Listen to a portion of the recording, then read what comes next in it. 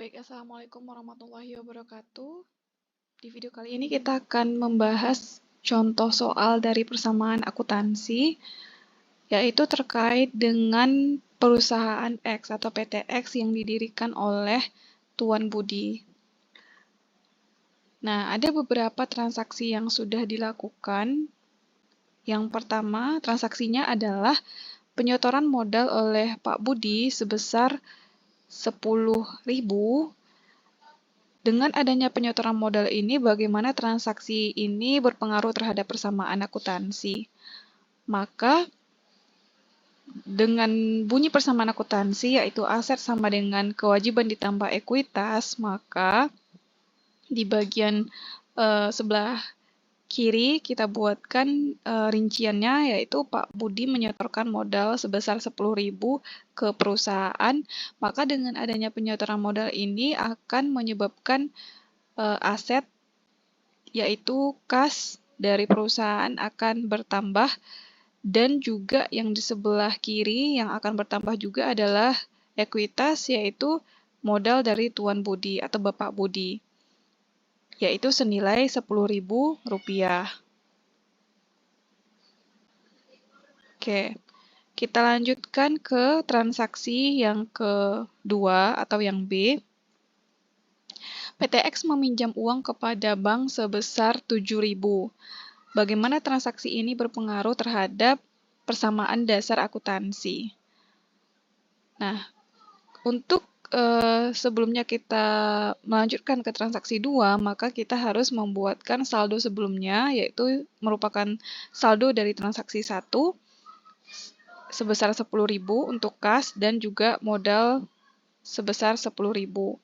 Untuk transaksi kedua, yaitu perusahaan meminjam uang dari bank sebesar 7.000.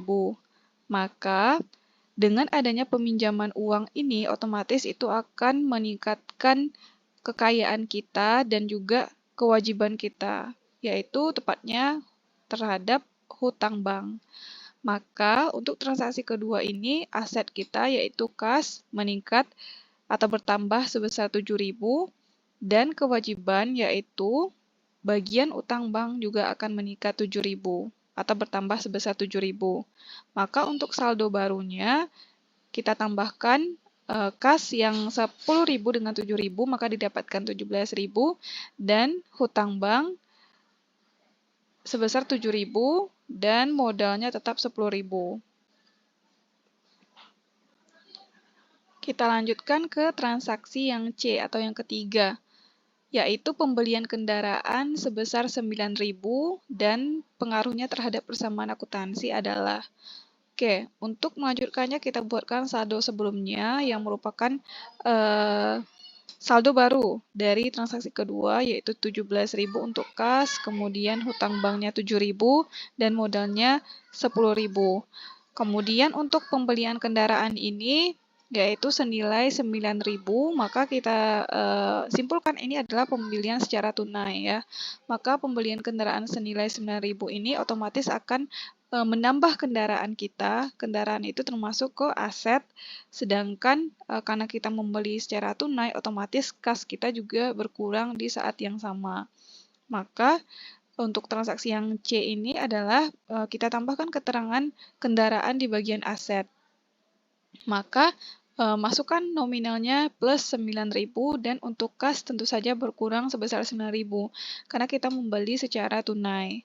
Maka saldo baru untuk kas adalah 17.000 dikurang 9.000, maka didapatkan 8.000, dan kendaraan 9.000, maka hutangnya tetap 7.000 dan modal 10.000.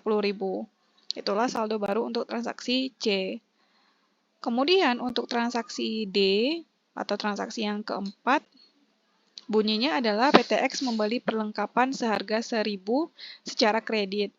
Nah, pengaruhnya terhadap persamaan akuntansi adalah, maka pertama kita buatkan saldo sebelumnya ini adalah dari lanjutan saldo baru dari transaksi yang ketiga.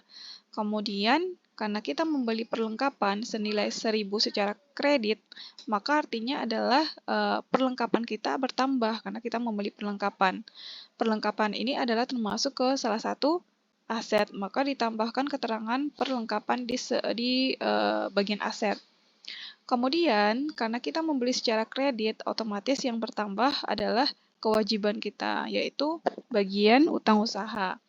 Maka keterangannya perlengkapan ditambah 1.000 dan juga utang usaha ditambah 1.000. Selanjutnya untuk saldo baru, kasnya tetap, kendaraan tetap, perlengkapannya bertambah 1.000, utang bank tetap 7.000 dan hutang usaha bertambah 1.000 dan modal usaha atau modal budi itu adalah 10.000. Jika kita tambahkan aset 8.000, 1.000 ditambah 9.000 ditambah 1.000, ini akan sama dengan jumlah dari kewajiban ditambah ekuitas. Kita lanjutkan ke transaksi yang kelima. PTX membayar hutangnya sebesar 500. Bagaimana transaksi ini berpengaruh terhadap persamaan akuntansi? Saldo sebelumnya dicatat yang saldo baru transaksi sebelumnya, ya 8.000, 9.000, 1.000 sampai ini. Kemudian karena kita melakukan pengembalian hutang, artinya kita membayar hutang kita, di sini ini adalah hutang usaha, bukan hutang bank ya. Maka karena kita melakukan pengembalian hutang, otomatis kita membayarnya dengan kekayaan perusahaan, yaitu bagian kas. Maka bagian kas dikurang 500, sedangkan karena kita melakukan pengembalian hutang atau membayar hutang, otomatis hutang kita juga akan berkurang. Maka hutang usaha dikurang 500. Selanjutnya saldo baru adalah kita kurangkan 8.000 dikurang 500, 7.500, kendaraan tetap, perlengkapan tetap, utang bank tetap, utang usaha 1.000 dikurang 500 adalah 500 dan modal usahanya 10.000.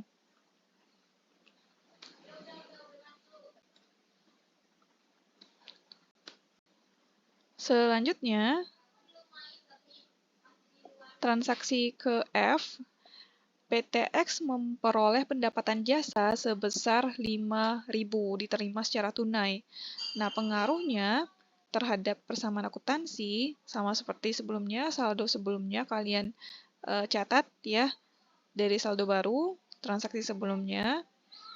Kemudian penerimaan pendapatan jasa sebesar 5.000 ini berarti jika kita menerima pendapatan jasa, otomatis kekayaan kita akan bertambah, yaitu kas kita akan bertambah sebesar 5.000 dan di bagian kanan yang bertambah adalah ekuitas, yaitu modal sebesar 5.000. Maka saldo barunya 7.500 ditambah 5.000 adalah 12.500, kendaraan tetap, perlengkapan tetap, hutang bank tetap, utang usaha 500 tetap, dan modal usahanya 10.000 ditambah 5.000 adalah 15.000. Selanjutnya,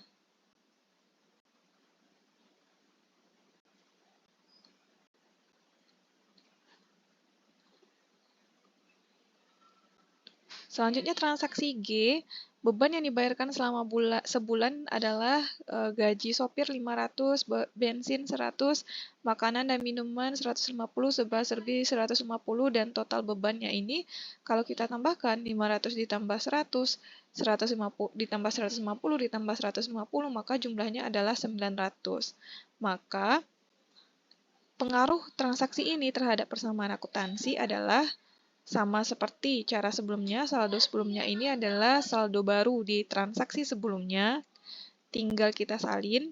Kemudian untuk pembayaran beban di transaksi G ini adalah beban gaji supir, bensin, makanan dan minuman, dan serba-serbi yang mana jumlahnya adalah 900.